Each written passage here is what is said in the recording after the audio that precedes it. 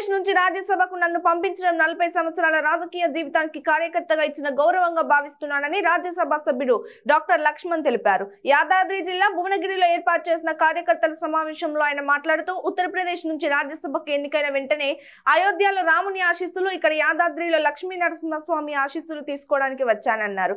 ఉత్తరప్రదేశ్ లో యోగి ఆదిత్యనాథ్ ఆధ్వర్యంలో ఎలా అభివృద్ధి జరుగుతుందో తెలంగాణలో కూడా అదే తరహా అభివృద్ధి చేయడానికి కంకణబద్దులై ఉన్నామన్నారు లక్ష్మణ్. తెలంగాణ వస్తే చిన్న కులాలు వాళ్ళందరూ కూడా గౌరవం కలుగుతుందని ఆ కులవృత్తులను కూడా మానపడి తెలంగాణ కోసం తెగించి కొట్టాలి సమ్మె చేస్తే అపురూపమైన సమ్మె.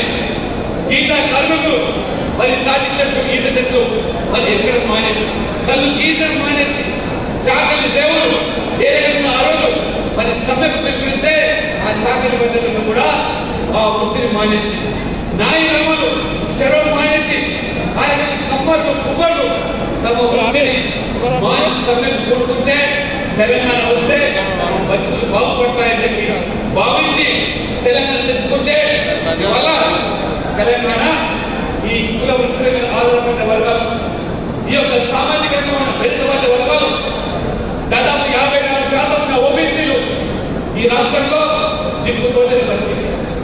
54% ఉన్నటువంటి ఈ వర్గాలు ఈ రాష్ట్రంలో మంత్రివర్గంలో ముగ్గురు మాత్రమే వాళ్ళ మంత్రివర్గం స్థానం ఉంది. ముగ్గురికి మాత్రమే స్థానం కల్పిస్తే 1% ఉన్న సామాజిక వర్గానికి ఒక కుటుంబానికి సంబంధించిన వ్యక్తులకే 4 మంది పదవి. ఇది ఎక్కడి సామాజిక లేదంటే వాళ్ళ కుటుంబానికి న్యాయం చేస్తే మొత్తం రాష్ట్రానికి జరిగినట్టే. ఈ రాష్ట్రంలో 134 కులాలకు మేమే ప్రాంతంలో వహిస్తున్నాం, కానీ మాకు న్యాయం చేస్తే ఈ వర్గాలకు న్యాయం చేసినట్టుగా కేసీఆర్ భావిస్తున్నాం. ఇవాళ నరేంద్ర మోడీ 75 సంవత్సరాల ఈ స్వాతంత్ర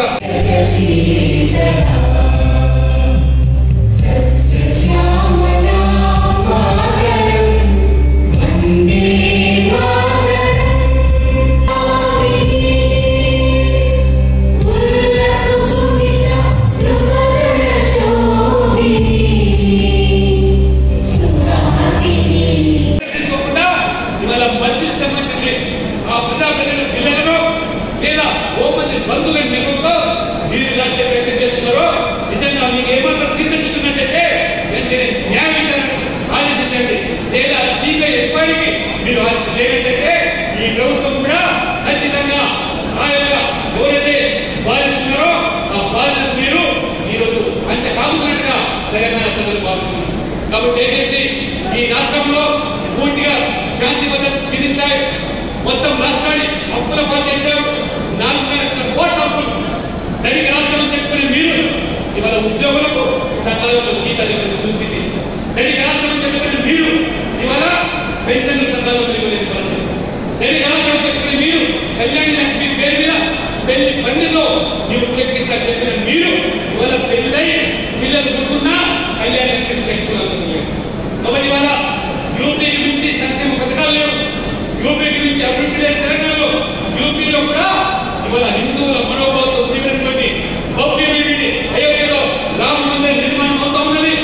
దివ్యమైన కాశీ, భవ్యమైన కాశీ ఇవాళ హిందువుల మనోభావంతో పడేటువంటి ఆ మందిర నిర్మాణం కొనసాగుతుంది. దయచేసి మిత్రులారా, ఇవాళ భారతీయ జనతా పార్టీ